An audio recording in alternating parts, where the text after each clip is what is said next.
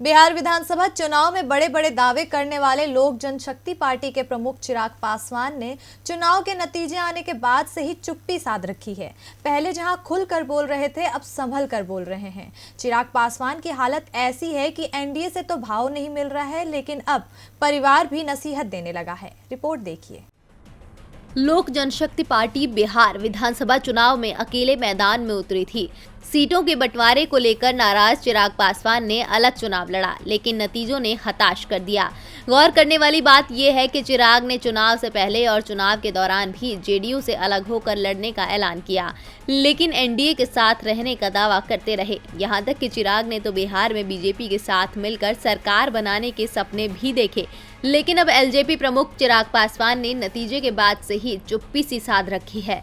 अब खुलकर नहीं, संभलकर और बचकर बोल रहे हैं। हालत ऐसी हो गई है कि अब अपने भी नसीहत देने लगे हैं।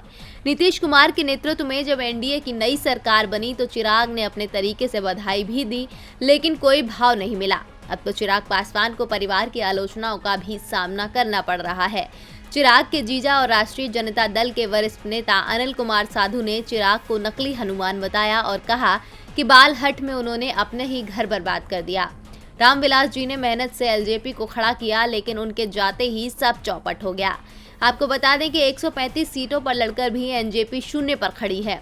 इसी को लेकर साधु ने कहा कि एलजेपी का एक उम्मीदवार जीता भी है तो वो अपने दम पर जीता है, उसकी जीत में चिराग का कोई योगदान नहीं है। यानी अब न तो एनडीए से भाव मिल रहा है और परिवार भी सवाल उठा रहा है। डीबी लाइव की रिपोर्ट।